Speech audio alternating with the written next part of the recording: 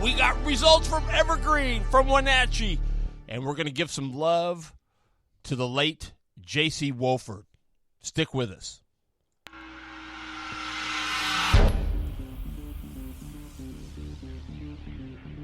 You're dialed into the show that informs, entertains, inspires, and promotes all things that go left. Welcome to Late Model Monday, the weekly show to stay in the know about asphalt late models here in the Pacific Northwest. Tonight's show is brought to you by Miller Kitchen and Bath, Bailey General Contractors, and by Myers Floor Covering, Welcher's Gun Shop, Flaming Pig Barbecue, and by the Wenatchee Valley Super Oval and the Leonard Evans Used Car Superstore, and by the great folks at Product41.com, McKinney Glass of Yakima, Atomic Screen Printing, and BLG, Blue Line Graphics. Be unique, stand out, and get noticed. www.blg.blue.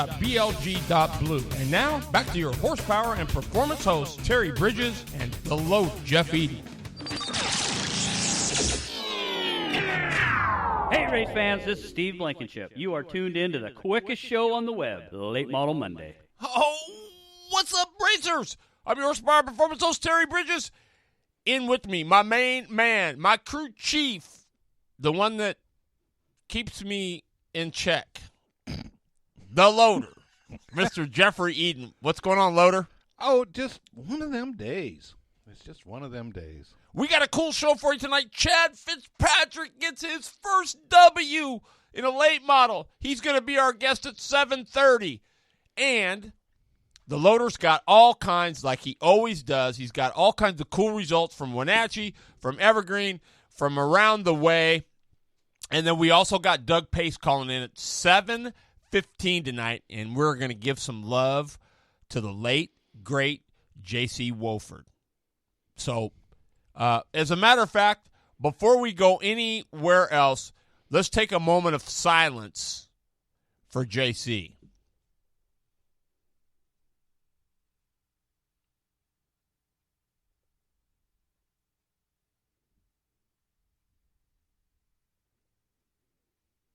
All right, JC Wolford, one of the greats, pretty dang cool. Here we go. We're tracking and packing around the Northwest with the loader, Jeff Eady. Mr. Carruthers, are you coming to South Sound next weekend? What up, Mr. Carruthers? Rob D's. Oh, yeah. Robbie D's in the house. Oh, where's that? How come I can't get my thing over there? Your thing over there? Yes. I don't know what you're doing. I don't either. Why does it keep doing that? Oh, maybe because there's no other people on. All right. Oh, and the streak is gone. Glenn Knutson. The streak ends at what, 6? 6. That's still pretty impressive. 6 in a row anywhere these days is tough. Really, it is. Well,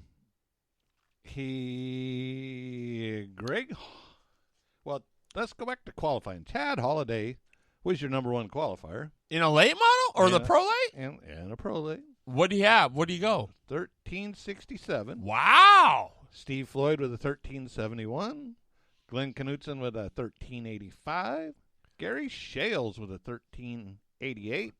And Bart Hector with a 1390. Bart Hector Jr.? No. Oh, senior? Didn't say junior. It just said Bart Hector. I'm thinking junior, Well, but who knows? You think junior. Dude, who was Floyd? What was the second quick time? 1371. What was his name? Steve Floyd. Dang, who is Steve Floyd? Good even, Michael Ann. Hey, what's up, beautiful lady? And for the win, Gary Homad. What? In the pro late? In a pro late. Dang, yeah, I saw that because was he like number 106 or something? He come out of retirement after 13 years or something, and wow, that's pretty cool. Bad Brad Morrison got second. There he is. We got Bad Brad right up there on the wall, just on your screen, it'd be to the left of the loader's big head. To the left of the loader's head. I'm retiring. Yeah. Michael Knutson was third, Steve Floyd fourth, and Jake Woods brings home number 5. Jake Woods is a quarter midget guy, Jeffrey. Well, not anymore. He's I a think he's stud late model. I think he's too big for them. Yeah. Hey, let's talk really quick. Michael Knutson. That's Glenn's brother. He's pretty dang tough, dude. Yeah.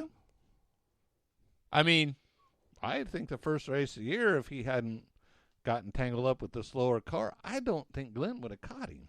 seriously, so he'd have won it? Yeah. Wow. That was the first race that I watched on the live feed. That's sweet. That is who put that live feed on, by the way? Oh, that was the TV station, wasn't it? Yeah. Were they still there this week? Yes, they were. You know what's weird?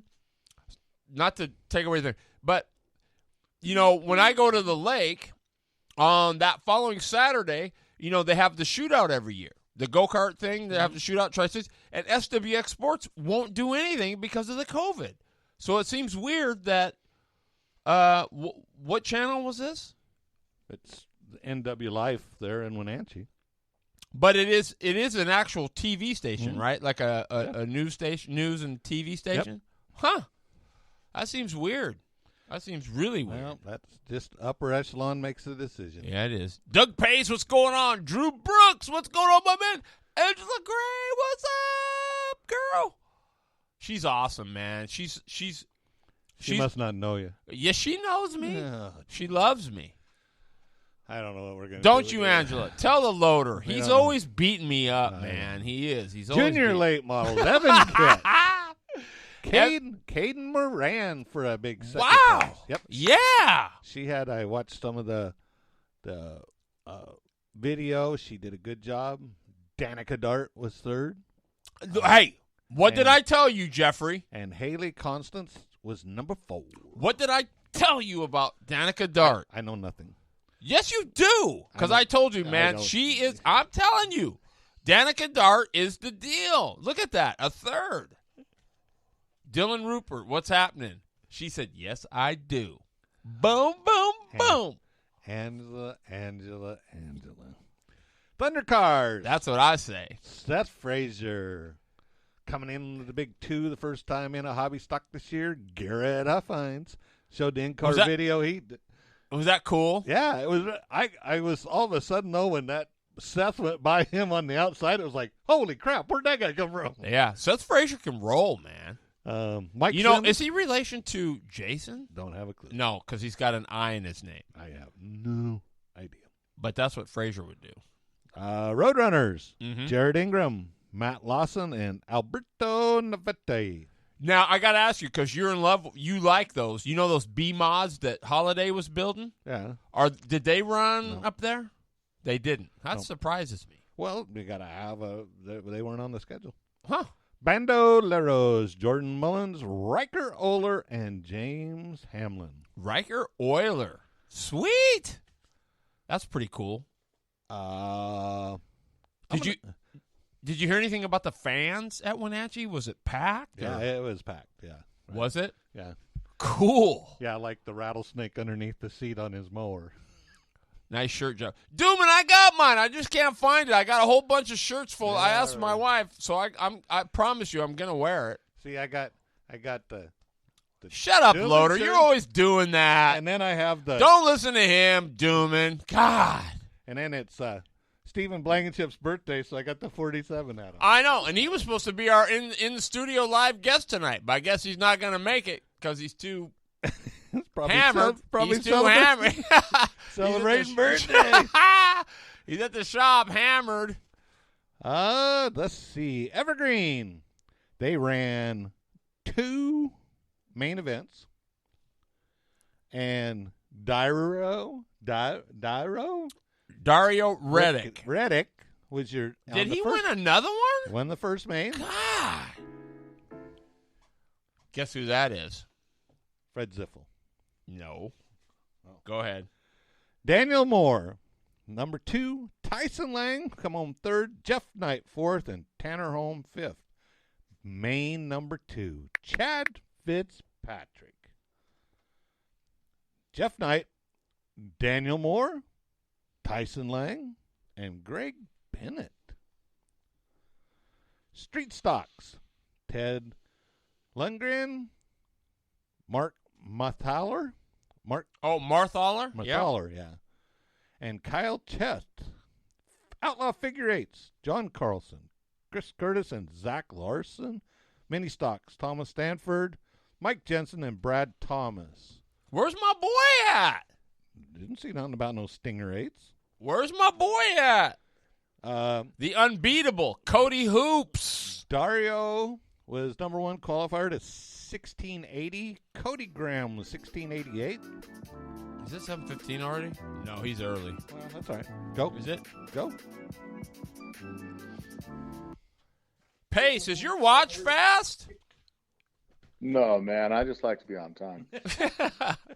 Because you're like 3 minutes early. Oh, my God. That's Yeah. all right. You Yeah, interrupted the loader. You interrupted the loader, but I don't care. I don't care. You keep sipping your suds.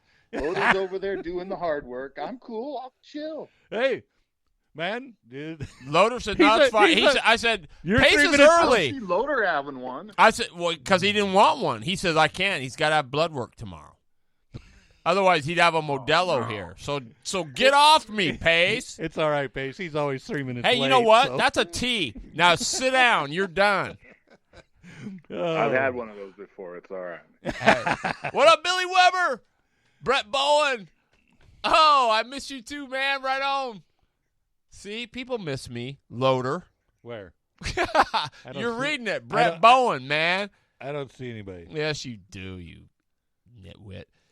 So we got Doug Pace, our guest tonight. We're going to talk a little bit about the untimely and shocking, it sounds like to me, I didn't think he was ill or anything, death of J.C. Wolford.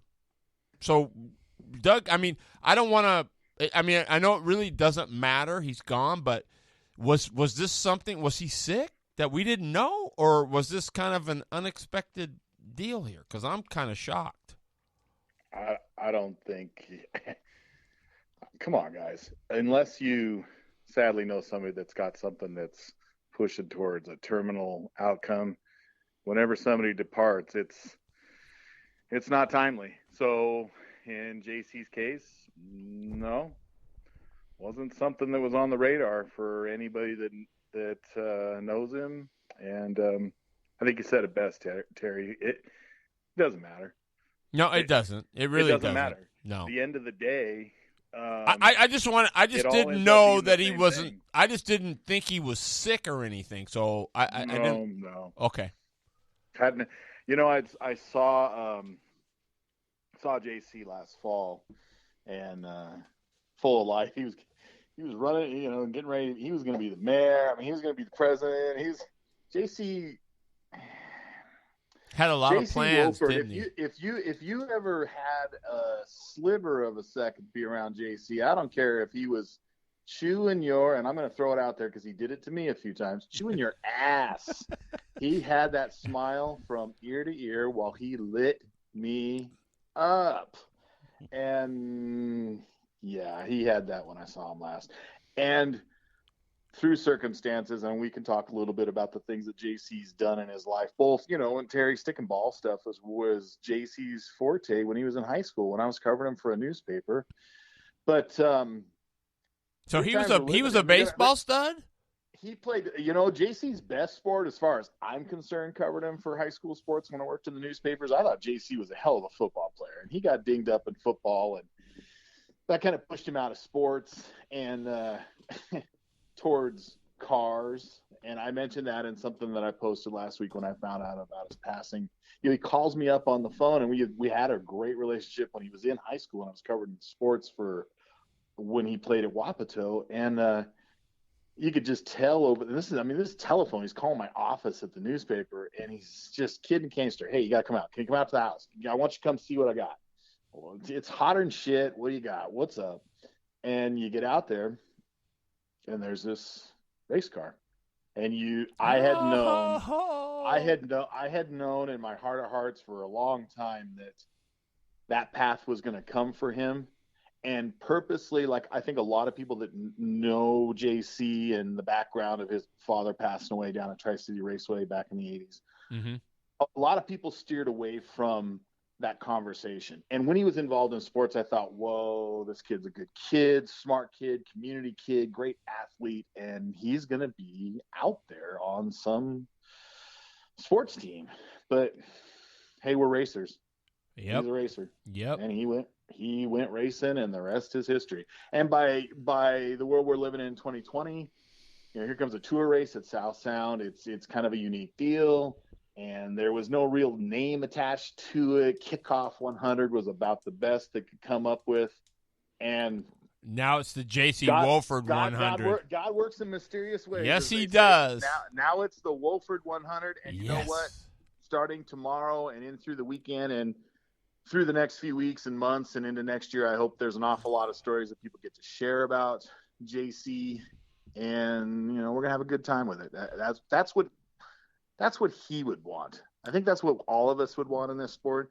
Dude, did you read Chance's? Debbie's not a Debbie Downer guy. Did you read Chance's? I think it was Chance Overholt that wrote. He wrote a very touching little Facebook post about. I think it was. Yeah, I'm pretty sure it was Chance. How he, or was it Chance? He got his start there. JC gave him his start. It was maybe it wasn't Chance, but I read one where he gave the guy his start, and he was saying 1 minute it was a kind of a love-hate relationship, but 1 minute, like you were just saying, he'd chew your ass, and the next minute he'd say something that would just bring a complete smile to your face, and so it sounds like he was a good guy. I remember watching him at Wenatchee. The Loader and I were up there. Well, no, he wasn't with me that time. It was the one where he's retired now. Who was the paving guy that was pretty good that ran Wenatchee all the time? Mitchell. Yeah, Mitchell. he flipped really bad. Car caught on fire. But Wolford was leading that deal for the longest time until something broke. But, I mean, the dude could roll. Yeah, he had it started in that bomber, gentleman, and it moved literally all the way forward to the car that's currently out there that he's a part of. And as the curator of Jurassic Park said, spared no expense. Every race car JC ever had or has, there was no piece of it that was a scuff or parts out of date or not shined or not clean or not ready to roll. When that thing came off the box, it was the top of the line race car, if not in the pits, for sure one of the top. And Wow. Depending upon who was behind the wheel of the thing and whichever car, because he's had quite a few that were just stellar race cars in the last few years, that thing could run, and it didn't matter who was driving it, it was going to run. In the history of sports in our region for racing, JC has an Oregon 200 win, which I think, eventually they're going to get that race back at Hermiston Raceway and move forward with it the next year or two. I want to hope. But JC also won the Idaho 200, and no Lewis has done that. No Evans has done that. No Jefferson's done that. No, Lewis has done that, though. No Riddles. Lewis has never won the Oregon 200. No, he hasn't. So JC has that piece to him that they're not going to take that away from him. He's the only one right now that has it. And when the Waldens resurrect it, somebody can go out there and try it. But dude number one on the list is always going to be JC Lofton. Well, let me ask you. So, God, I had a question in my mind. Well, I forgot now. That's okay. Hey, we're going tour racing in your guys' backyard this weekend. That's gonna be a good show. You two dudes I'm looking at. You two dudes got to spark up and go get like a pit pass or something. Come on, dude. Here's my deal. Here's my deal. Media pass. And maybe Loader can get rid of the Gatorade he's sucking on over there and kind of get on him. Slip in there somewhere. Get on him, Pace. Get on him. I will be there, but I crew for the number 17 Schroeder Motorsports Super Late. Hey, that kid. You guys were talking quarter midgets a little while ago. There's some hot young talent in this region that started out in quarter midgets. And Damn I've always straight. Been a big advocate of quarter midgets. Mm-hmm. And as they continue to evolve, you got Cooey, you got Cooey, you got Jake Woods, you got Schroeder, you got the Huffines, you got. No, I can top that. You got Owen Riddle, Taylor Riddle, Randy Marshall Jr., the Tidricks. Oh, now are we topping, or are we saying? Those guys laid the footwork.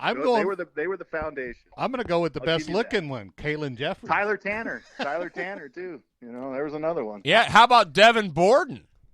He's not a pavement guy, but he was tough too.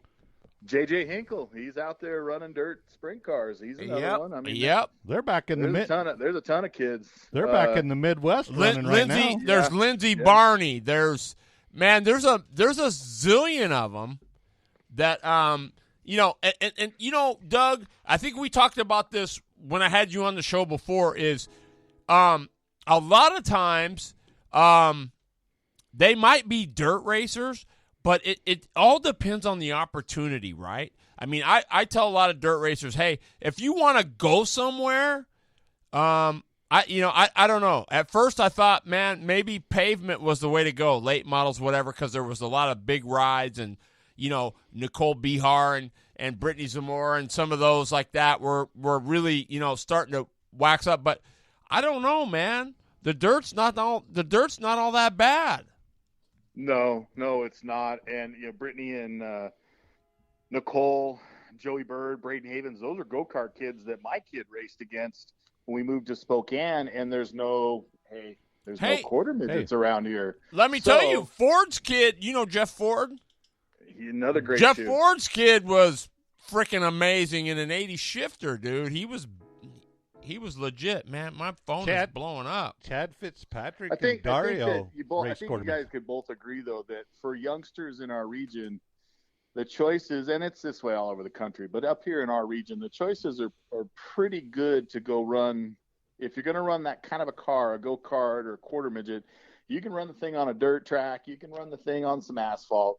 But you're going to get a valuable lesson when you want to go to the next level, where you go into a Bando or you go into a legend car, or you go into a Ford Focus midget. I mean, those two types of equipment prepare kids. And the other thing about our region that's evolved since, I hate to date myself, but back when I worked for NASCAR, all the kids wanted to race on Sundays. This region, for better or worse, there's a lot of kids up here that start out in quarter midgets, Bandos, karts, and they want to race on Saturday night and kick everybody's butt. And back to J.C. Wolford, the minute I saw that car in that shop that day, that was the first thing out of his mouth. I want to beat the guys at my dad's home tracks on Saturday night. Well, let me ask you, was Wolford's dad a stud? Awesome Joe from Wapato, absolutely. Awesome Joe from Wapato. Absolutely. Hey, man. And in those days, gentlemen, back in the 80s, guys from our part of the country that were setting the world on fire could actually get some looks from, the quote-unquote big time. Yep. Because that was back in the day when they were looking at you, could you hold the wheel and take care of the equipment? Well, you know what, Gary? Nowadays they want to know, they don't really care if you can hold the wheel. They just want to know if you got a big fat wallet. Yeah. Yeah, exactly. And I think that in the times we're living in, I still want to have hope that there's a sliver for youngsters to make it. But the path to get youngsters into the mainstream big shows is dirt now, at least out of the Northwest. That's my opinion. Well, Doug, that's just what I think. Let me ask you this. I talked to Garrett. We had some heart-to-heart talks, but he told me that he thought one of the reasons why he never got it was the way he talked. A lot of people say, man, I can't, because, Garrett talks pretty good. I understand him just fine because I listen. But he said, a lot of it was the way he talked. And I thought that was, I'm just going to say it on the air. No. I thought that was bullshit because. But you have to understand, it's just like Tom Sweatman. Tom Sweatman went and. Yeah, but he's like John Force, isn't he? Sweatman went and tested a truck for Earnhardt. Earnhardt said he didn't have the personality. He can drive the truck. He can do everything I want him to do, but he has no personality. Yeah, I don't know, man. I don't know, man. There are guys though that have come out of the tour, the NASCAR Northwest Tour. There right before it went away, Kevin Hamlin comes to mind. Gary Lewis got an awful lot of luck. Who was the kid from Christensen Oil? What was his name? His dad owned Christensen Oil. You guys stumped me. Holy crap. I got his name. Nutter built his motors. He's back east. His dad talks to me all the time. You talking Damon Lusk? No. There's another kid right there in the late tour days that had chances and raced up on what is now Xfinity. And all those guys we're talking about, gentlemen, those are guys that were in the tour, and the Northwest Super Late Model Series is the tour now, and he owned Christensen Oil. His dad owned Christensen Oil. And he was setting the world on fire. Stembarras. Somebody chimed in. Stembarras. That's it. Kevin Stembarras. Yeah, he's working back east, and so Sam Roebuck, he's back there running JTG's shops. So you get out of the region in any way you can, as far as I'm concerned. And here's another name that people, I always thought he was tough, but he never got a cut. Was Brian Bomelli. How about Jimmy Oberto, who had money? I didn't know him, but I knew. I heard of Brian Bomelli. Bomelli had a big 406, and he looked like his car looked like Kirk Rogers' old ride. Remember that Monaco, that purple and black one that Eaton drove? I don't know, man. Shaw, hey, from your days, Terry, you probably remember Darren Shaw. He had looks too back east. Darren Shaw was a stud, man. But you know what? The problem with Shaw was he was only good at Portland. If you're good there, though, I know Ron Bennett used to say, if you win at Yakima, you beat the very best, because that place is so hard to tame. I got to tell you, maybe it's because it's my home track, but I'd take that line down to Portland. That place was nasty. That place was nasty. You had to figure that thing out. Pace, I got to go. I got Fitzpatrick calling in. Well, you congratulate him for me and tell him to load his car up and come down to Town, and let's put a show on for J.C. Wolford. Let's do it, man. Love you. You boys rock. I don't care what they say. Later. After you bleed out tomorrow, Loader, you go get yourself one of Bridges' beers. Okay, I'll do that. Right on, man. Right, see you, care, Doug. Boys. Bye-bye. Pace, Doug Pace, what a stud. I got to call him back because he overtalked me.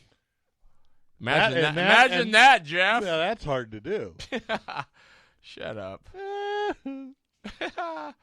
There's the phone. Where is he? There he is.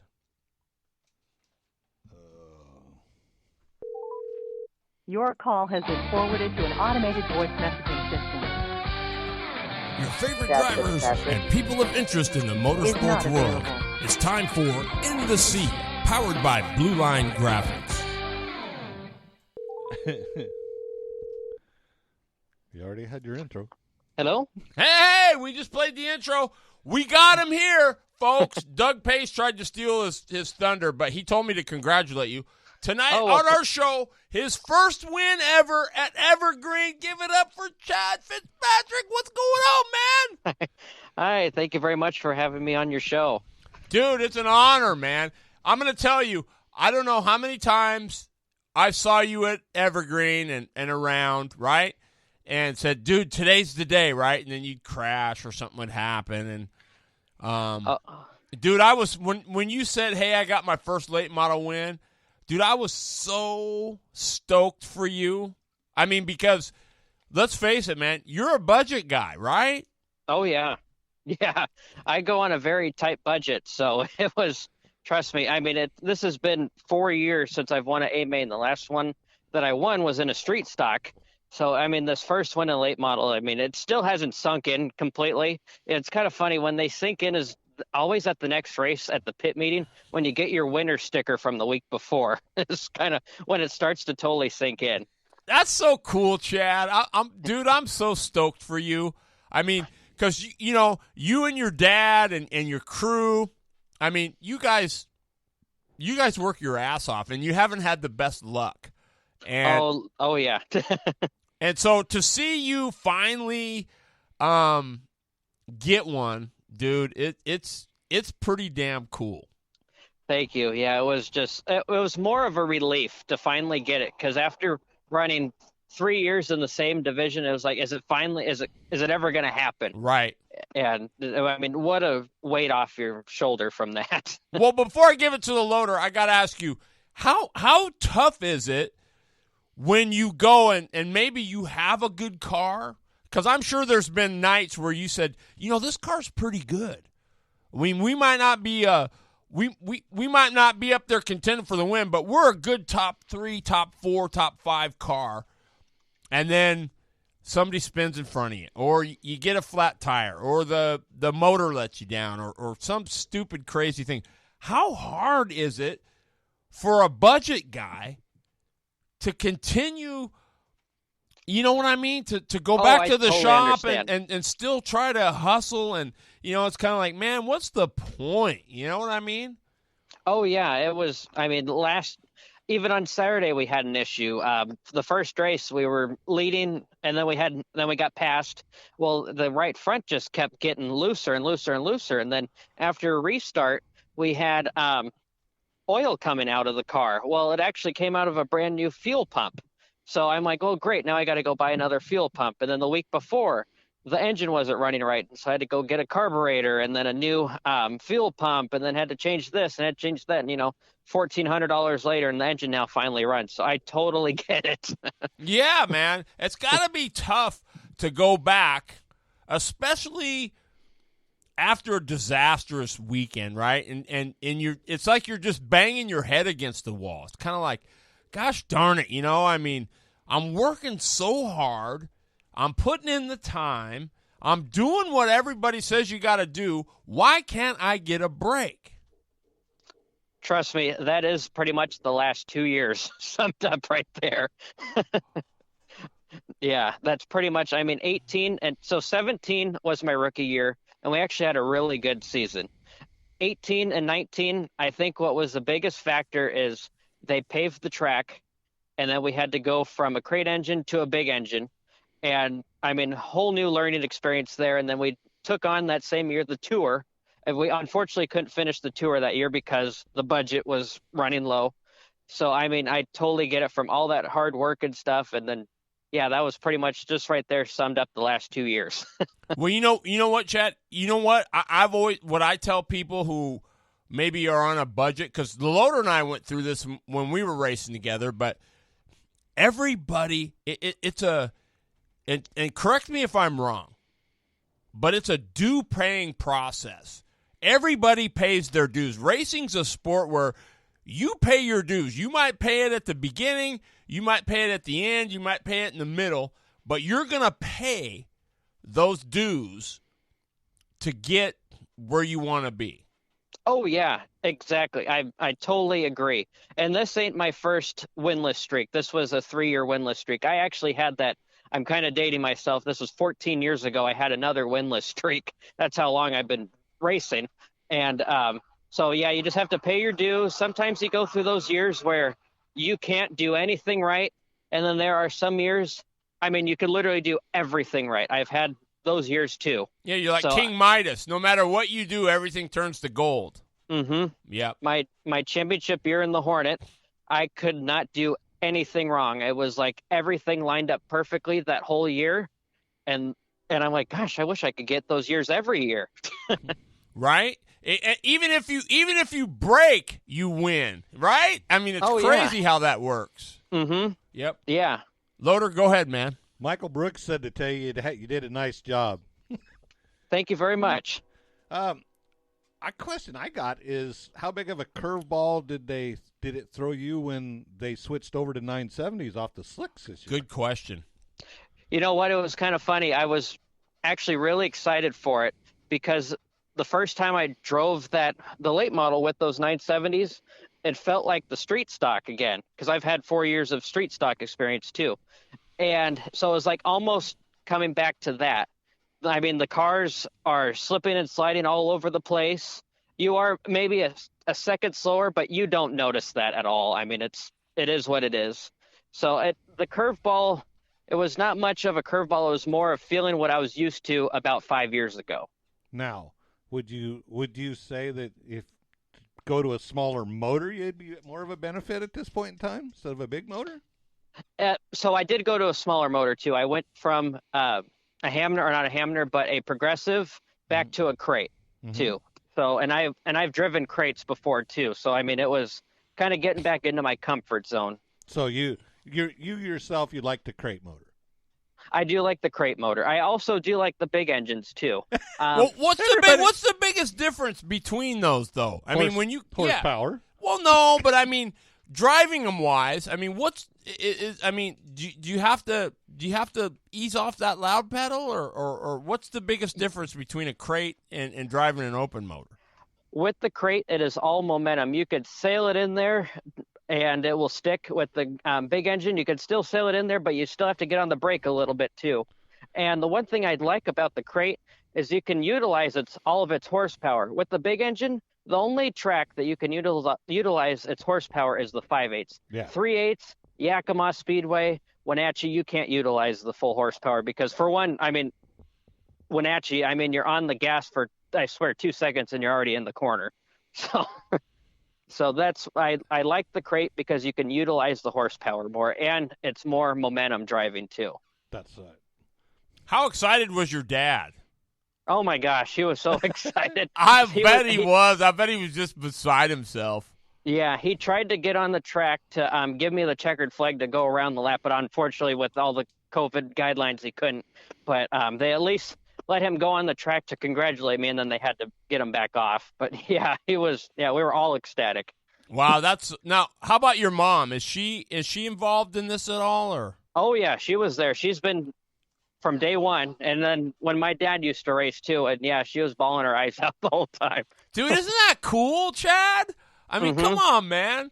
Those are things that I don't care if you don't win another race. I mean, I do care because I'd like to see you, and you will.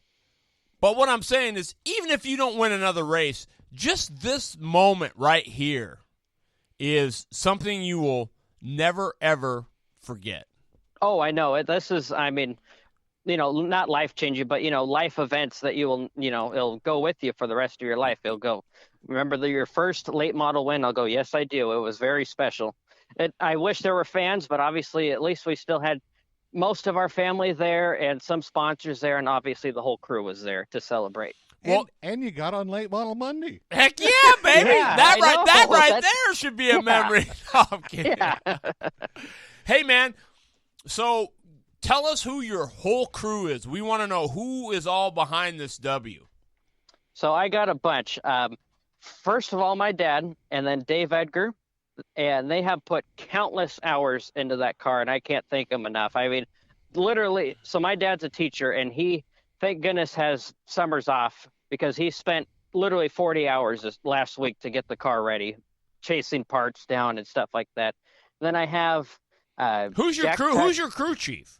My dad. Okay. Yeah. And then I have a bunch of young guns too. It's kind of funny. I used to be the young one. Now I'm not anymore. Trent Poplin, he's been on my crew for many years. Dylan Hunter, quite a few years. Hunter Yarnaguena, he's been on since last year. Jack Tutt this year. I know I'm forgetting some because I have so many crew guys. So if I'm forgetting some, I totally apologize about that. No, it's okay. It's tough when you're on under the gun. Yeah, and then I think I got everybody. And how about your sponsors? Who's helping make this thing go? So I got quite a bunch of those too. Because obviously being on a budget, I got Northland Contractors, Mazda of Everett, which I also work for, and then I got Trademark RCS. I got Powder Coating Inc., Bardall, and let me see here. I have Snohomish and Monroe Co-op. And I have, let me see here. I used to have Glacier Lanes. Unfortunately, they went out of business during COVID. And I used to have Whitey's Barbecue and Caterade, and because of COVID, they went out of business too, unfortunately. Wow, too bad. And then, I can't forget DeYoung Inc. too. Yeah. Wow, dude, that's awesome. Yeah. John? Yeah, so a lot of these sponsors that I've had, like Whitey's Barbecue and Catering, they started off as Duval Diesel. They were sponsoring me for 11 years in a row up until this year. And then Powder Coating Inc., they've been sponsoring me pretty much since day one for 16 years. Wow. So, yeah. Oh, John Peterson said it was a pleasure flagging your first win. Well, thank you very much for getting me the checkered flag. That was just like reminded me of the old quarter midget days. Yeah, buddy. And So Dylan Hunter, I've cut more parts off the car and been under the thing more than I'd like to. Oh my gosh, Dylan Hunter has been under that car so many times. I mean, my whole crew on Saturday, I have to get them all new shirts because they are just destroyed from all of the oil that was in that car. Wow, dude. And then one other person I do want to thank is my aunt and uncle Sue and Bob from Minnesota. They knew I was struggling this year with a little financial, so they helped me out too. My aunt and uncle from Minnesota. Dude, That's cool. It is cool, isn't it, Loader? I mean, it's hey, you're a budget guy, Fitzpatrick, so you know all about this. Loader and I were the same way. We had a guy that built our motors. He was out of Sheridan. His name was Danny Lauber, and he just enjoyed building the motors, right? He wasn't worried about, hey, what's it going to cost? I mean, he actually put together a 331-inch for us that ran like a raped ape. And, isn't it about the struggle, Chad? Oh, yeah. It's all about the struggle at the end of the day. There's so many – a lot of people say, oh, it's about the wins. No, it's not. It's about those road trips and the struggles and the – like you said, I got to get the crew all new shirts because all that oil, those are the things you're going to remember. Oh, yeah. I always say racing is all about memories. It's just really expensive memories. I like that. Yeah. Yeah. Dude, I just can't tell you how tickled I am for you. Thank you so much. Believe me, because I know when it took me 7 years before I won one. Oh, and I bet it felt great, too. Dude, it's the best. I mean, even though it was a nothing race comparatively, but I mean, because my dream was always to race at Portland. Mm-hmm. And Loader helped me get there a lot. He got me the motor. He got me Danny Lauber. I mean, he put a lot of his own money into the car when we were doing it. I used to store it at his shop, at his house. So we used to go, it'd be either my house or Loader's house, depending on what we had to do. And, dude, it was just it's just amazing. We didn't win a whole lot, but, it didn't matter.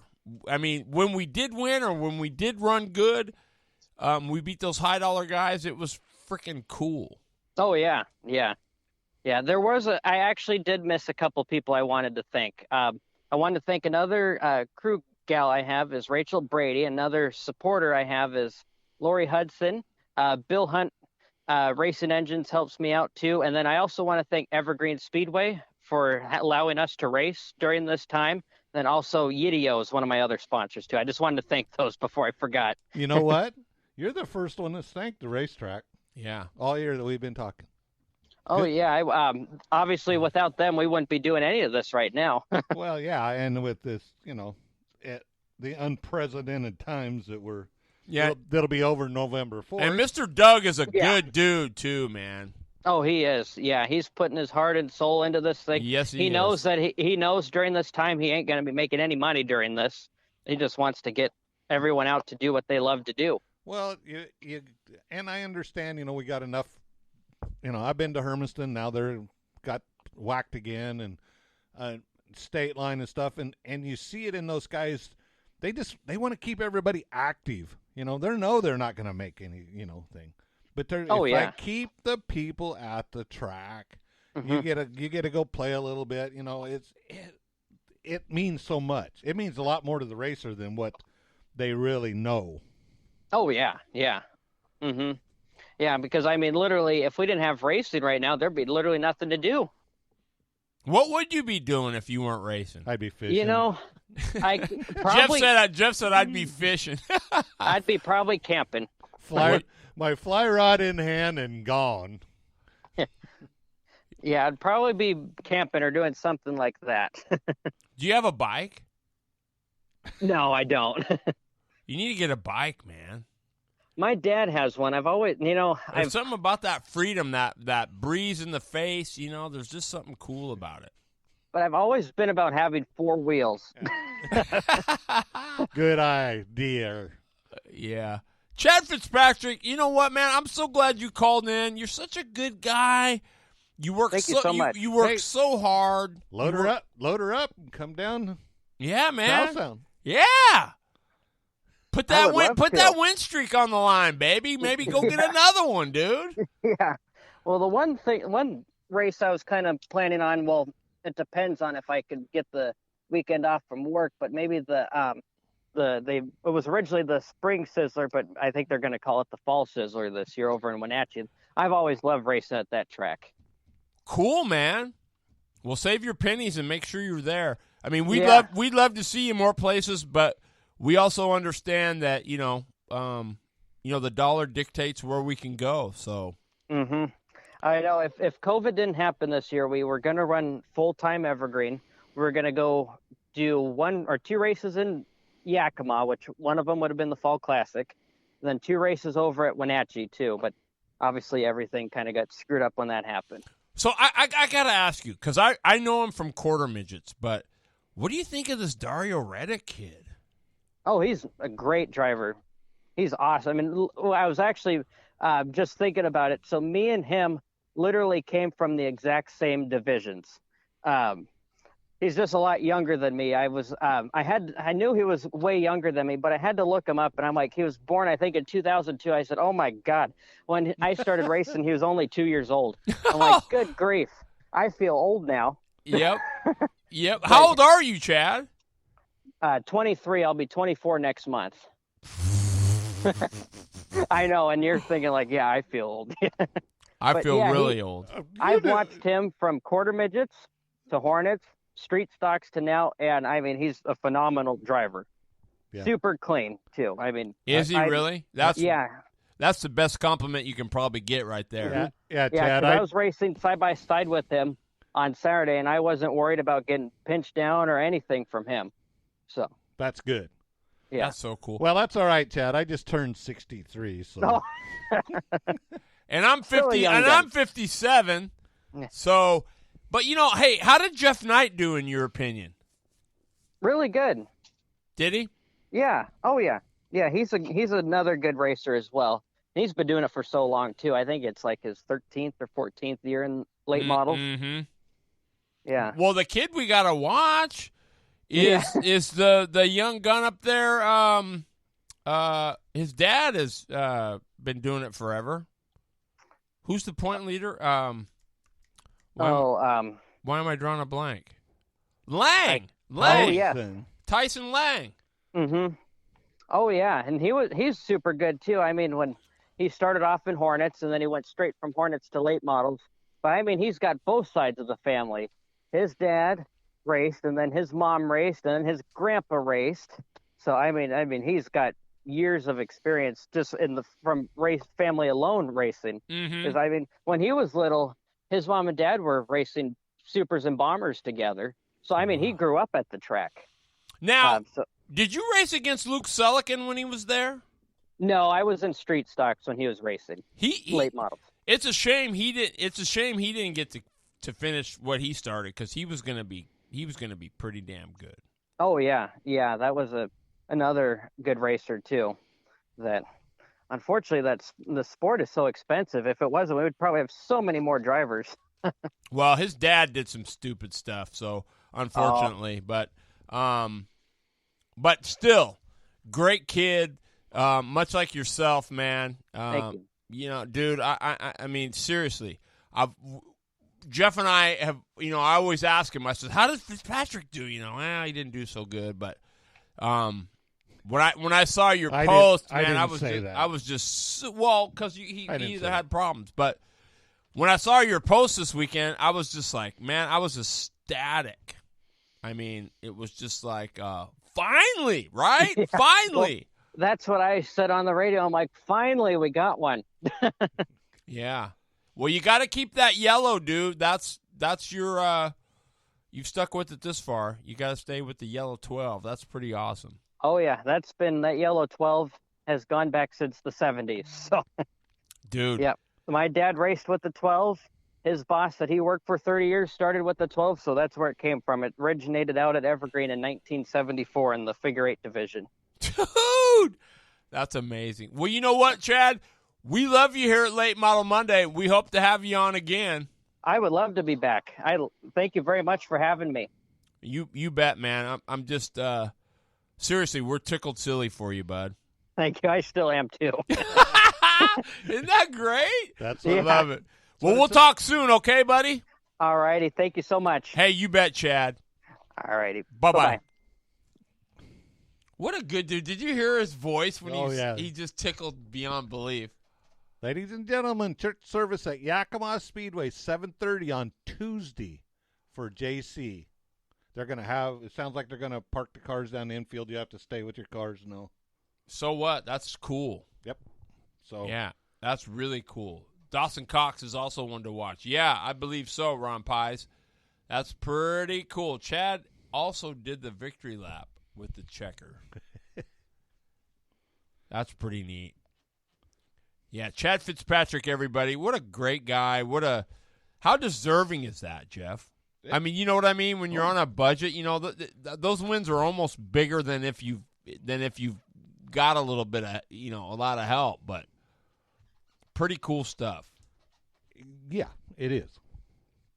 Go ahead, finish up, man. We got some results from. Got some stuff that happened at Grays Harbor over the weekend. They had what they called a modified clash, means they couldn't do their modified speed week like they had been doing. They had 45 mods there. Wow. So it was a good show. How many? 45. 4 or 5. Dang. B Main went to Don Jenner. Brenton Snitzer slamming Sammy Carlisle. Brian Izzy and Skylar Weinberger. Little brother starting to get into the... Superman? Yeah, that's his little brother. Well, I thought Skylar was Superman. No, that's Colin. Oh, that is Colin. Yeah, thank you. Yeah. Don Jenner was a former Portland Speedway guy, just so you know. Yep, he raced. Last year he was racing at South Sound.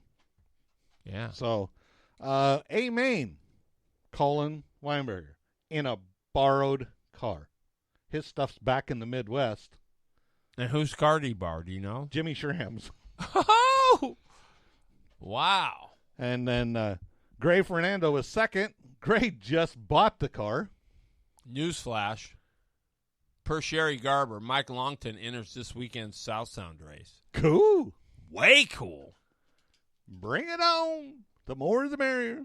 Amen. Gray Fernando just bought the car and it just just completely rebuilt the back of the car. Yeah. All they had was taped on letters, and he was second. What? Gray Ferrando? Oh yeah, he can roll an outlaw cart too, dude. He's been back in the Midwest race. Dude, he can roll an outlaw cart too. Oh yeah. Pretty awesome. Then number 3 was Joey Tanner. What? Dang. Jesse Williamson out of Medford area. And then the first local was Tyson Blood. Tyson's been doing really good this year. He's won almost everything that they've had down there, but some of the out-of-town boys come in and show him where to go. Hey, that's all right. Way to go, Tyson. Dwarf Cars with Josh Rogers won that. Justin Denmark, second. Harry Corbin, the third, was third.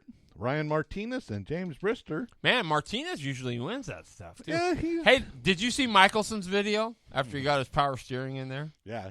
That thing sounded pretty good. Labor Day, he's going to be out. Real car. So yep. Cool. Skagit. The Skagit. Borden was going for 2 wins in a row. Didn't make her.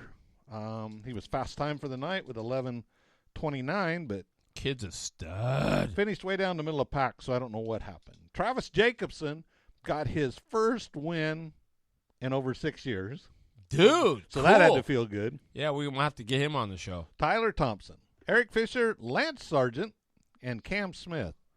Modifieds went to Rick Smith, Craig Moore, and Ben Gundersons, and Tuner. Corey Sweatman drove her up there to beat the locals. All the Sweatmans can wheel. Oh, yeah. Here's what I know. If Sweatman drives a car, you know the car's got to be pretty good because he's going to get everything possible out of it. Yeah, any of them. Let's see here. Where did I got lost from my? I'm going to do this. Cottage Grove. Yep. Heather Boyce. Heather Boyce has put together a schedule for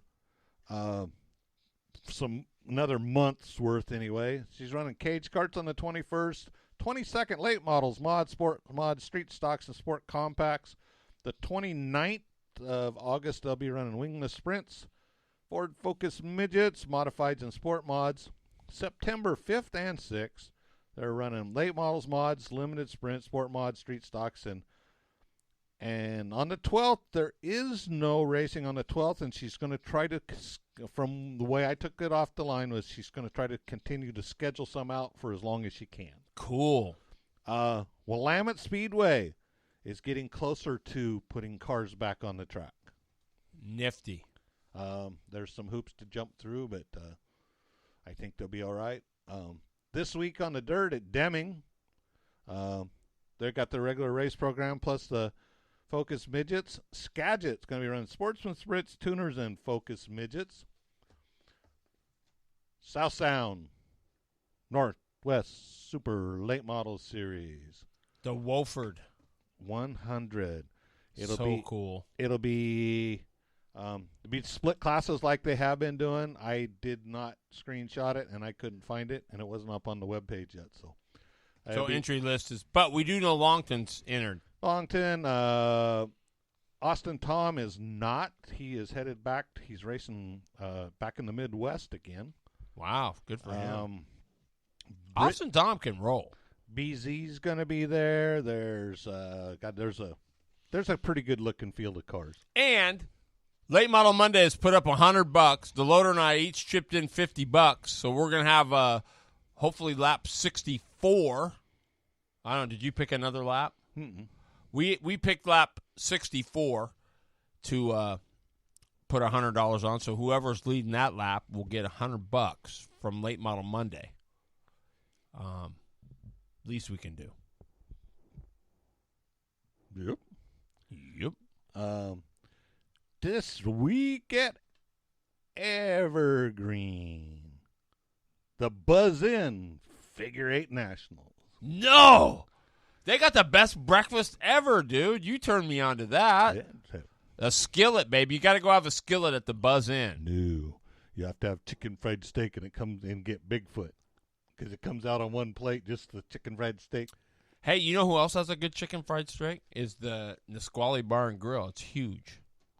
So they're having Outlaws Superstock Stinger 8, so your man should be there if Cody Hoops. If his wife still lets him race. My hero in the Stingers. Hornets and Junior Hornets. Yep. Hermiston is on a nothing till we find out more about what's happening with the Empress, whether she lets them race again. The Empress.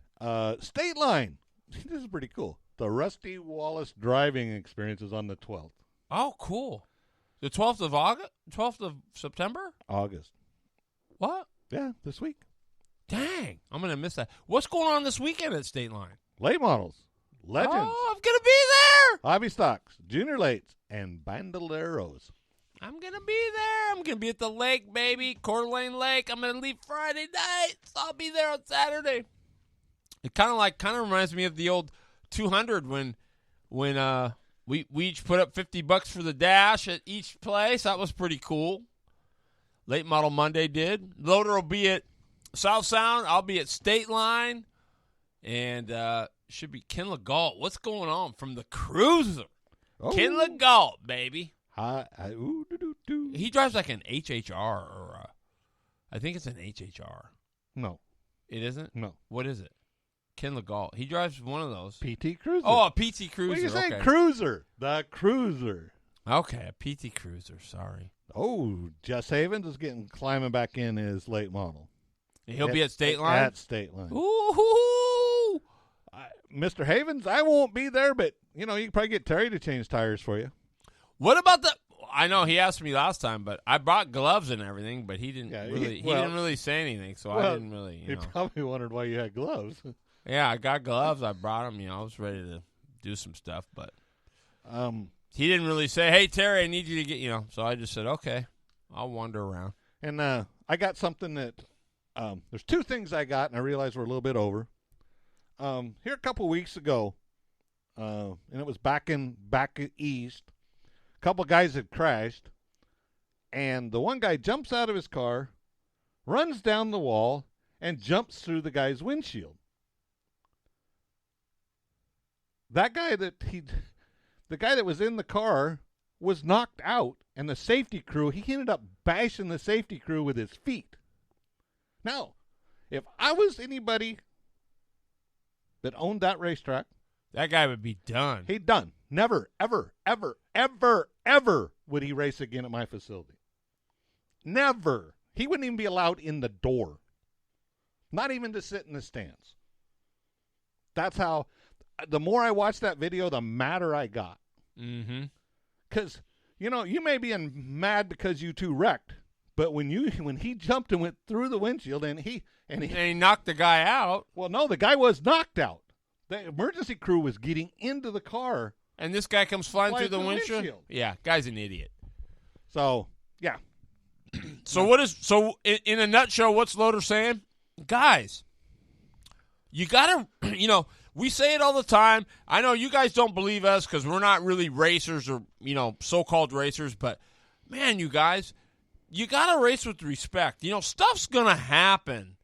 You don't necessarily know if it's on purpose. You don't always know if, you just don't know. So before you lose your mind and go do something stupid, make sure you've got all your facts. I mean, there's nothing worse than being an idiot with no facts. And, it happens too often.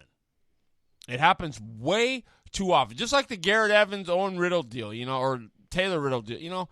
Hey, when you look at that thing, Evans wasn't doing anything wrong.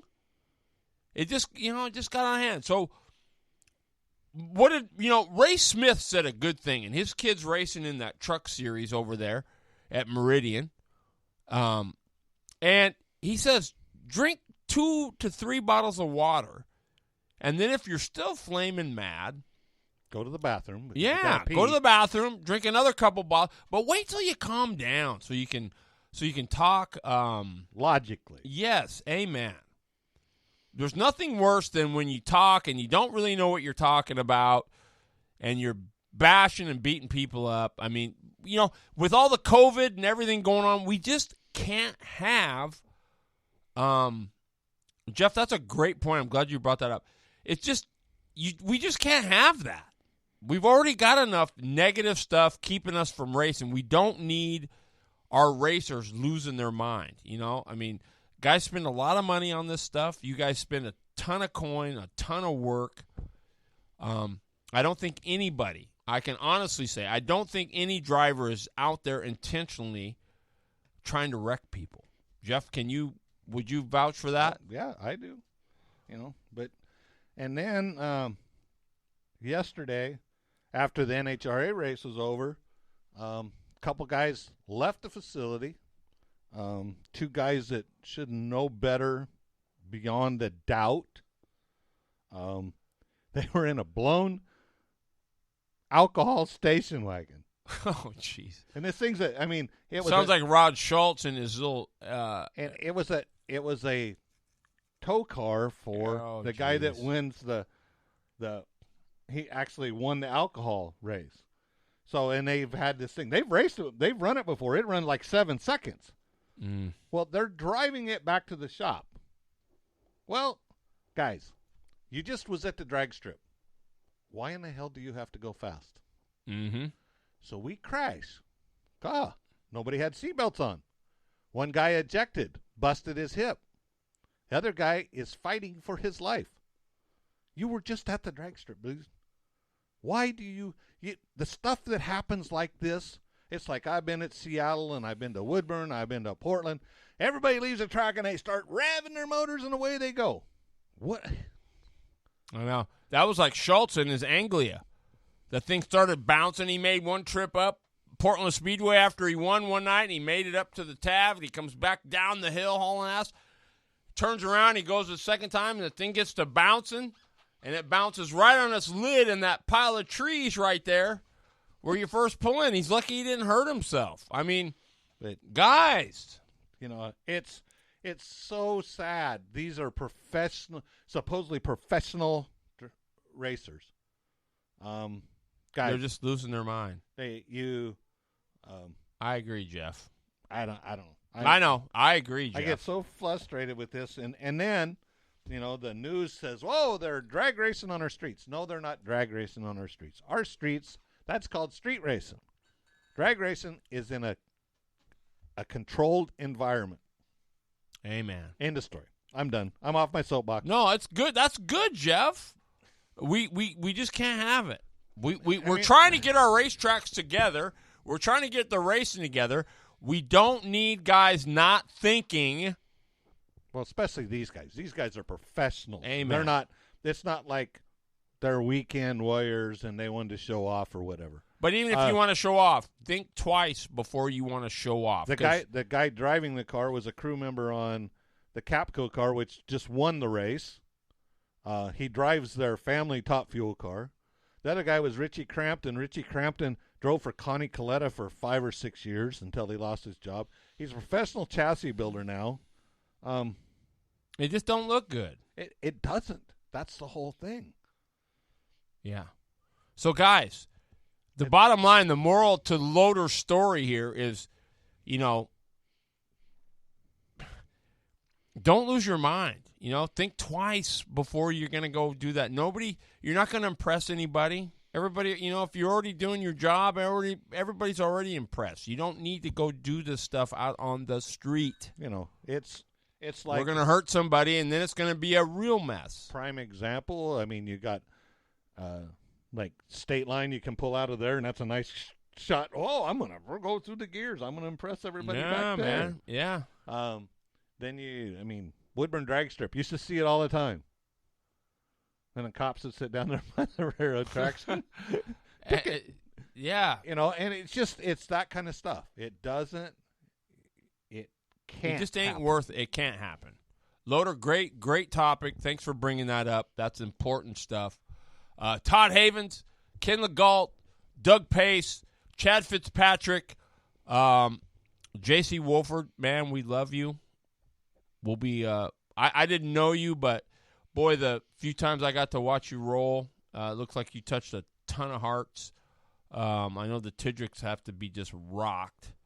Well, Berg, Jason, he had quite a little deal there when absolutely, man. Once he first got into that car, and yep. JC was the first one there to help him out. See, it's just it's unfortunate, but let that be a reminder to all of us that holding a grudge and being pissed off and not liking people, it's just not worth it, man. Forgive and forget and move on, and let's love one another, and let's put God first, and let's just let's let the racing community be in harmony like it always is. Loader, good stuff, man. Good stuff. Way to end the show. Hey, I'm your Horsepower and Performance host, Terry Bridges. I'm the other guy. The Loader, Jeff Eden, one of the best in the business. We'll be back. I won't be back on Monday. Are you going to try to do something from the house? Nope. So we're going to be off next Monday. However, I might do something from State Line if Luke Kerr and those guys want to do it. I might have to do it on my phone, but we'll be back week after next, Loader and I. And so stay tuned. Loader will have all kinds of stuff, updates from South Sound. I'll have some stuff from State Line. And just know this, you guys. We love you guys. And you are the reason we're here every Monday. Seriously. We don't do this. We're not trying to get rich. We just do this because we know you guys love it. And we appreciate it. Time out. I have one more thing that has to be brought up. Do it. This Saturday night at Rainier is the Betty Boop. Any of you guys go-kart racing fanatics? Push, pull, or drag that go-kart out there. Because Oma Venable, Glenn Tower, Kevin Bridges, all those guys from Cascade Karting Association. It's going to be awesome. Rusty Rossmeyer. Yes, indeed, baby. His wife did. She had a video deal she put up today. That was really cool. awesome. Kevin here, Bill Johnson, all the good folks there. I'm missing some people. Team 31. Yeah. Just all the great people. Wetline, yeah. It's been a bummer year for karting. Kyler Culver. I mean, there's just a whole mess of people that are super awesome. If you can be there, Rainier. Pat Hitton, the promoter there, is doing some great things there. So if you can make it out, the Betty Boop this Saturday night at Rainier, going to be a good show. Flat track bikes, go-karts, the whole bit. Good job, Loader. And cool-looking shirt, Dooman. Barrett Utilities, that's pretty awesome. Rainier. Threads. That's where the cool T-shirts came from. Of course, Lee Dooman. And our guest. Happy birthday. And our guest, Steve Blankenship. He was quiet tonight. Yeah. But that's the way we like him. So we'll leave you with this. Hey, race fans, this is Steve Blankenship. You are tuned in to the quickest show on the web, Late Model Monday. And Kyle Busch didn't win. Dang it. Have fun, everybody. Race with respect. Race with love. Forgive and forget. I'm your horsepower performance host, Terry Bridges. That's the other guy, the loader, Jeff Eden. We love you guys. See you in a couple weeks. Look for our updates on Late Model Monday. Please share this video. Please share it. Tony Modica, Tampa Tony, we love you.